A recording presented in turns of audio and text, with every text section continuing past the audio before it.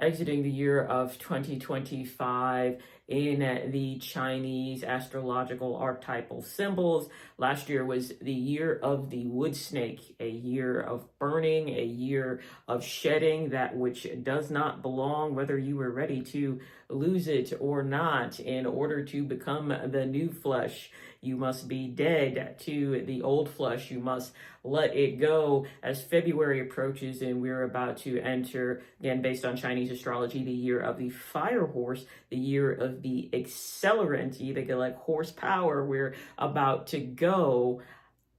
You have to be willing to release all of the things in your life that are not conducive to being all that you desire to be, to the highest intended state of I am. When you make an assignment to yourself and you say that this is who I am, this is what I experience, and this is what I pay attention to, you make the decision to then rest in those things. I just gave you the process of manifestation. Materialization, that does take a persistent type of awareness of all of those things, meaning you have to stay there. I'm not saying you have to force and you have to hold.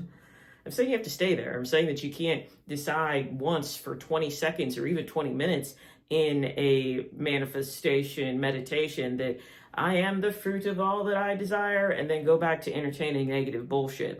Because what is going to materialize in your world is what you persistently pay attention to. And that persistent attention then is going to be the reality of your state of being. Meaning, if you're somebody who pays attention to fear, to scarcity, to lack, to not having enough, to non-fulfillment, then I can probably guess that your state of I am is I am somebody who experiences the result of all of those things. So your state of I am and your attention, they're a feedback loop. They work in tandem with each other. What you say you are is what you're going to be paying attention to. For the most part, you do have to tune your attention. You have to be intentional about that. But what you're paying attention to on a consistent basis is always defining your state of I am. You can't watch the news all day and then say, I'm a happy, fulfilled person.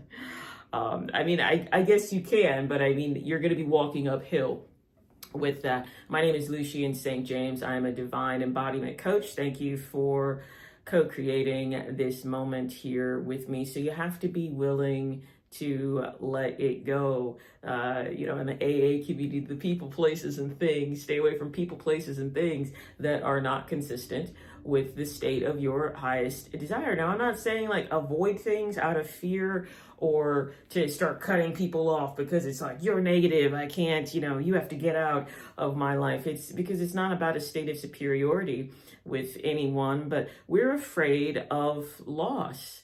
If you start affirming that I am fulfillment, that I am love, because you're all of everything.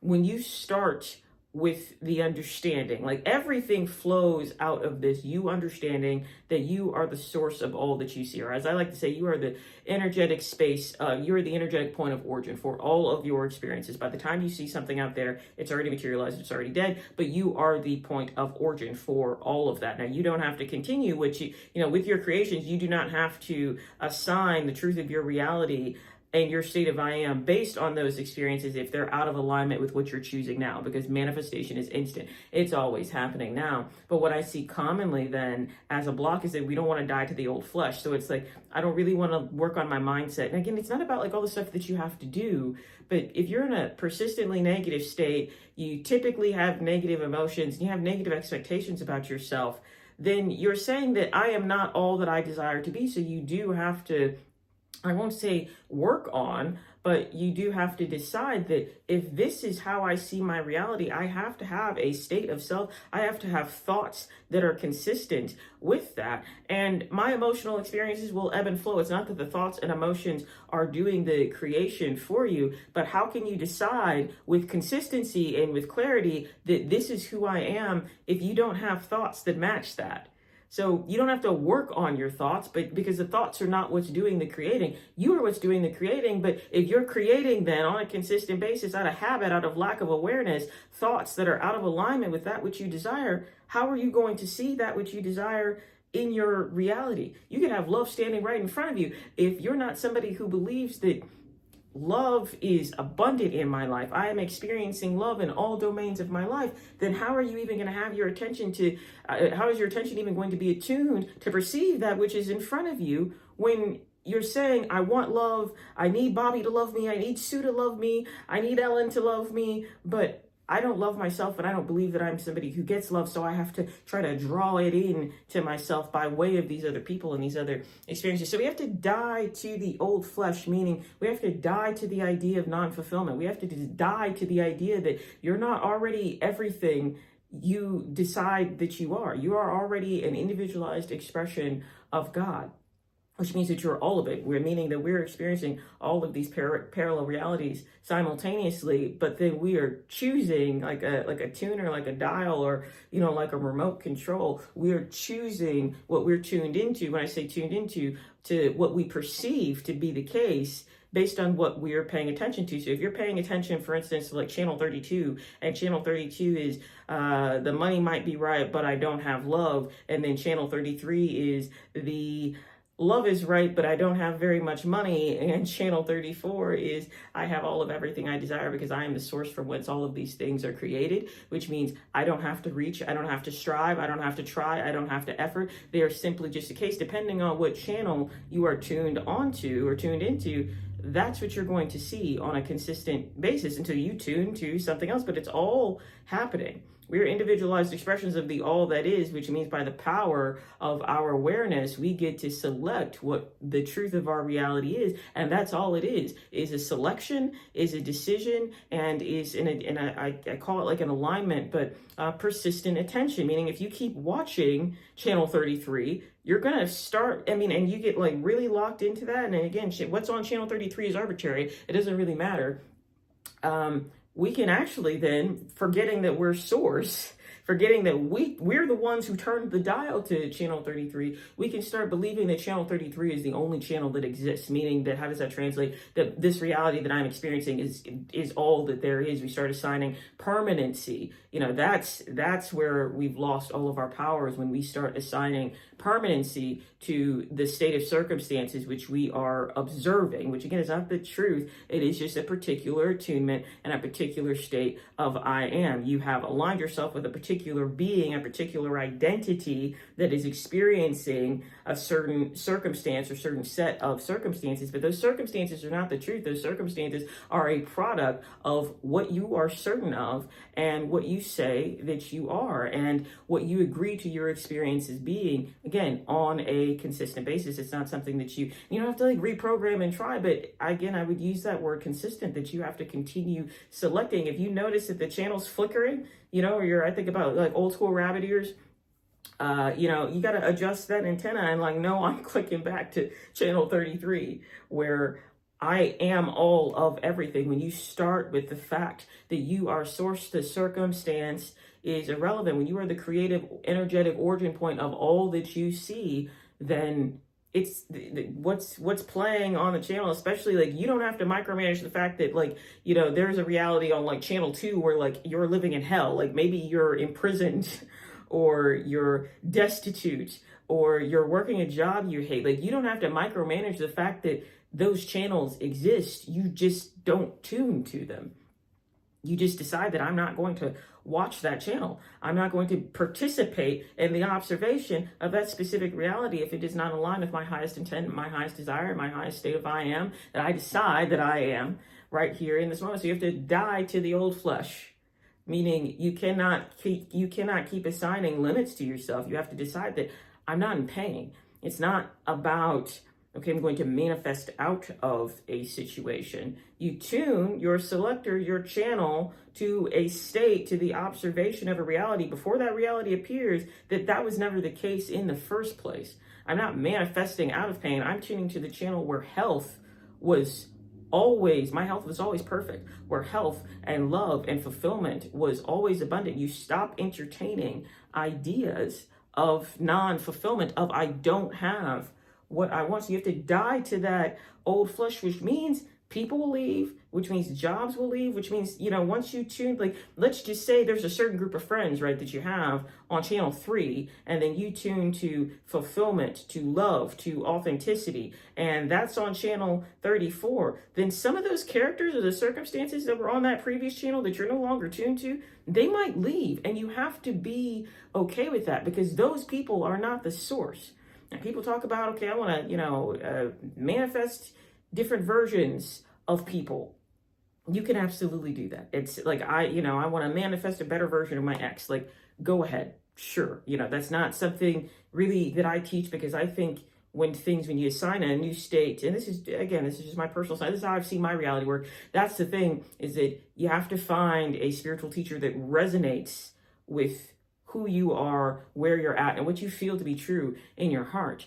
I'm not somebody that believes in manifesting like better versions of things that I don't want. I want to, I'm going to decide what I'm experiencing, and the things I already know as source, the things that are in alignment with that reality, whether it be a new version of an old circumstance or all new things together, it will come into, like, it will be naturally attracted. It will come into alignment. It will be a very natural byproduct of what I decide to be true and who I decide that I am. So, when you're focused on, well, I want to manifest something back, what you're saying is that thing is the source. So fine, you can in your mind decide that thing or that person or that circumstance never left me. But what really matters is, what's the emotional effect of those things? If my ex then never left me, if I never got fired from that job, how would I feel? Well, I would feel empowered. I would feel confident. I would feel cool. I would feel kind, whatever, and then again, you decide that that's the case for the state of your I am, who you say that you are now. The circumstance really has nothing to do about that, because we're not really talking about the circumstance. We're talking about the script. We're talking about the channel. We're talking about what you assign to yourself and what you're paying attention to. So you have to die to that old flesh. So that's what I mean by like tuning the channel. The things that are maybe on channel 3, that when you tune to channel 34, they might not be there in that same way. And if you're still clinging to them, what you're saying is that is the source of my happiness. I have to keep these friends. I have to keep this job. I have to keep these circumstances. I have to keep this state of self. I've coached a lot of people on confidence, and one of the main blockages that I see in terms of understanding confidence even is that, well, I don't want to be perceived as arrogant. Well, here's the thing. If you don't let go of that state of self that stays limited and stays small because you don't want to ruffle anybody else's feathers, then you are saying that those other people have enough control over me to where I allow them to define for myself what I'm allowed to feel and express. And that doesn't mean like you go around telling people, I am this, I am God, I am everything, because that's when you're talking about narcissism. I work with people on just like the internal concepts that they maintain about themselves. And I mean, even just the idea of like shifting some of those concepts, it's like, oh, well, I don't want to be arrogant. And it's like, why? Well, because people won't like me. It's like, okay, so people liking you then is what's driving your behavior, not what you're assigning to yourself. And it has nothing to do with the other people. If you decide that people like me because I'm confident, if that's, again, the set of circumstances that you're paying attention to in terms of your reality, because that's what you decide to agree is the case, and your state of I am is I am a confident person, then like that's the world that's going to materialize around you if you make that decision and you stay in it with with a level of consistency.